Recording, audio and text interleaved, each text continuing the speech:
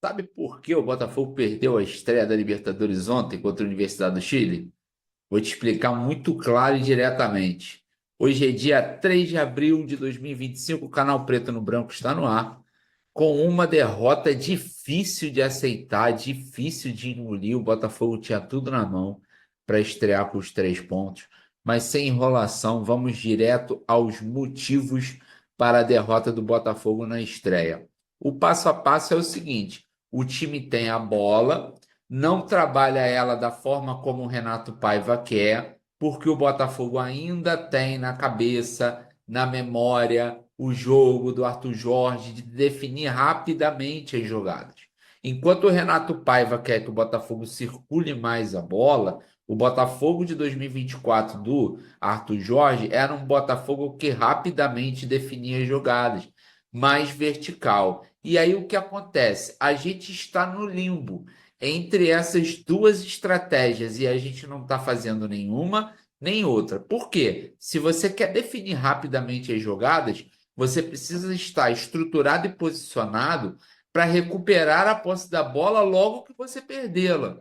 Ao tal do perde e ganha, né? Então você perde a bola e aí rapidamente você já tem vários jogadores perto para abafar e retomar a posse de bola. Dessa forma, você, além de manter a bola no teu pé, você evita o contra-ataque do adversário.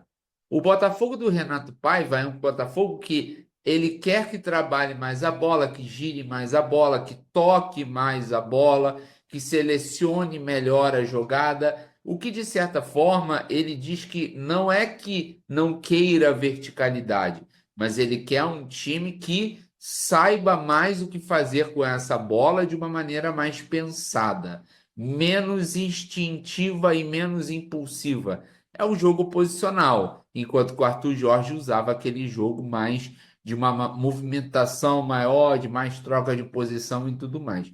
Então, é muito simples, gente. Se você tem a bola, perde ela e não tem uma recomposição eficiente, você vai tomar contra-ataque o tempo todo. E o Botafogo tomou contra-ataque no primeiro tempo também.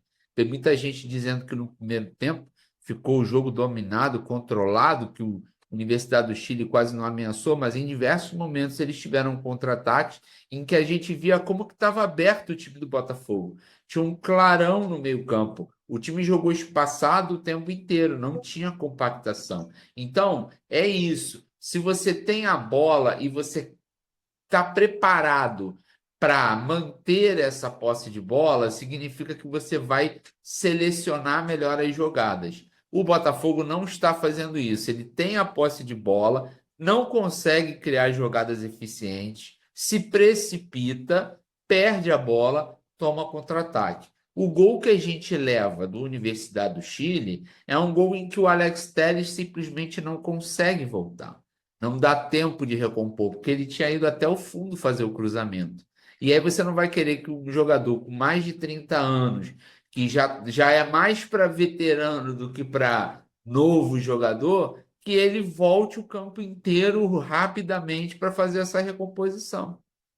E aí o Botafogo tem uma inferioridade numérica no contra-ataque, em que o Jair sai para buscar o cara que está na lateral, o resultado é que o Barbosa sai para buscar o cara que o Jair descobriu, e aí sobra um atrás do Barbosa, que no caso seria controlado pelo Alex Telles numa condição normal de jogo, mas o Alex Telles estava lá na frente, no fundo. Então, essa recomposição do Botafogo já vem demonstrando problema desde o jogo contra o Novo Horizontino, que eu até fiz um vídeo que eu falei que eu fiquei meio assustado, porque em alguns momentos o Novo Horizontino contra-atacou com superioridade numérica, e ontem isso aconteceu também. Se eu tenho a bola e quero e não vou fazer a pressão do perde e ganha, então essa bola tem que ser muito bem trabalhada. O Botafogo não está nem trabalhando tão bem essa bola e nem está preparado para recuperá-la assim que ele perde. Resultado: contra-ataque. Não tem condições de recompor rápido, até por características de jogadores e tudo mais.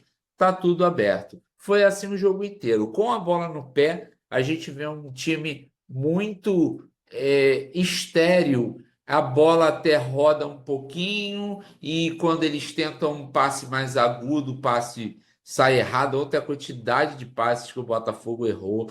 Olha, foi complicado de assistir aquilo. A gente que está acostumado com um Botafogo de alto nível, com um Botafogo campeão, ver o time errar tantos passes daquela forma foi realmente muito difícil.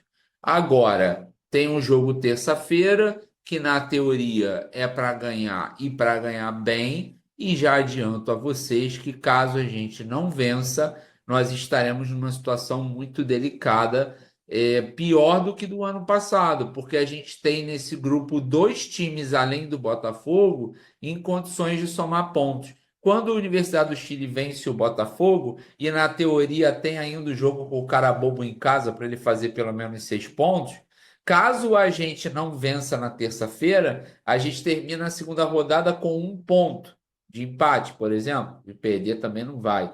Aí esse 1 ponto para depois você recuperar a Universidade do Chile e o Estudiantes, que também já começa o campeonato vencendo, vai ficar bem complicado. Então, terça-feira é uma questão de vida ou morte a vitória, de preferência por um número de gols razoável para que a gente também tenha um saldo, caso a gente chegue lá na última rodada com 3 times brigando por 2 vagas, é necessário ter um saldo de gols importante. Eu vi alguns comentários falando que o Botafogo está sentindo demais a ausência do Luiz Henrique e do Almada e que por isso que ele não está conseguindo fazer gols. Concordo em parte. Um fato é, Luiz Henrique e Almada fazem muita falta, ponto. Outro fato é, não é por causa disso que o time não cria chances de gol, tá? O Botafogo não cria chances de gol. O Botafogo, quando chega no último terço, ele não sabe bem o que fazer com a bola.